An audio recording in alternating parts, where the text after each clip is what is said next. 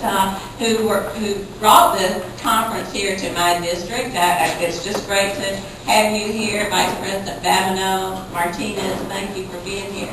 And don't worry about that money that you might lose while you're here, because that goes to help support education in Nevada. So think of it as an investment, not as a loss of gambling. We want you to have a good time while you're in the district.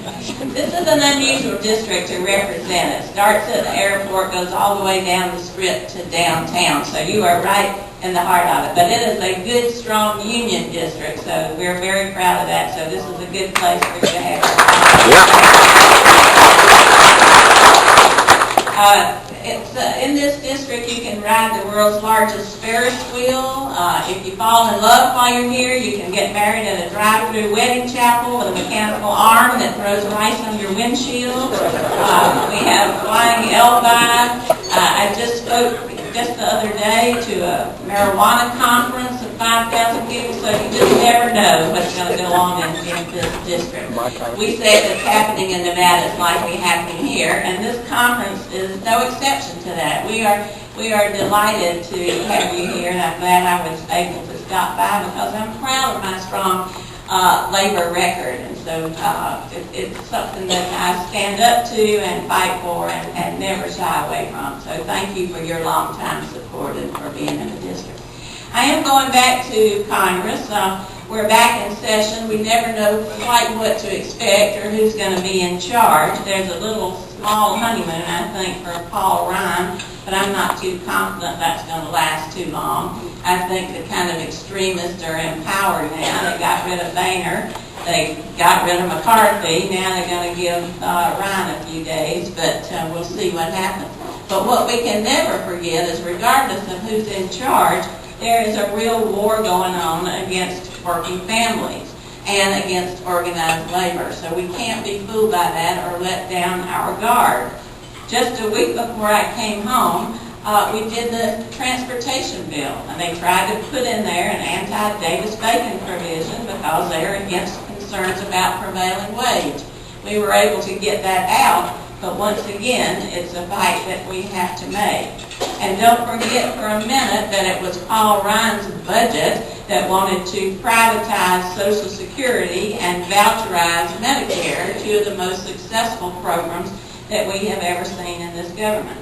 And don't forget that they are pushing very hard for fast track, which I voted against, for the TPP and the TPA and whatever all those initials are that take our jobs overseas instead of investing in companies here. And so that will be the next fight. Just recently, I introduced a bill that helped to fill the gap between the Medicare and the Social Security for those people who are not held harmless. When you don't get a Social Security increase but your Medicare premiums go up, we were not able to hold it harmless, the cap, but we were able to at least reduce the amount of increase for those people who don't fall into the category of held harmless. So we fight the little fights. Also, we are fighting very much the fight against the Cadillac tax, the so-called Cadillac tax on the health care benefits. I'm sure y'all are aware of that. It's not much of a Cadillac tax. It's more like a Chevy tax because it hits working folks. We've got to be sure that when you get a health benefit, you don't get taxed on that benefit. That's making some progress too. There's a Democratic bill that's got about 140 signatures to it, and a Republican bill that's similar that's got about 60 co-sponsors. So you put the two together, we're getting fairly close to 218. So if we do any kind of tax reform towards the end of the session, hopefully we'll get that put in there. So it's a battle, but we continue to fight it, and going into this next election year, I don't think anything's going to get done, frankly. Mr. Ryan has already told the conservatives in his party he's not going to do anything about immigration. You know, they're not going to want to touch tax reform or their so-called entitlements in an election year. I saw one proposal that was couched in terms of making things more efficient. We'll talk about it this year, but we won't let it go into effect next year. Now, if you believe that's about efficiency, I got a bridge to sell you down the street. That's not about efficiency. That's about them protecting their ass. So we got to be careful to watch that as well. Anyway, I count on me.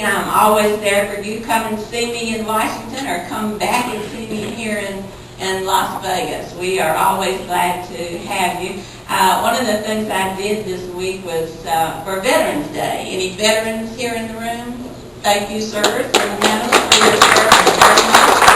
I was lucky to ride in the Veterans Day parade on the back of a motorcycle with the Marine Leatherneck Club. I'm no fool. I know when you ride in a parade, there's going to be some people that boo you, but when you're riding with the Marines, they don't do that. They just cheer and give you the heads up. So I'm cheering for you with the heads up, so thank you very much for letting me stop by.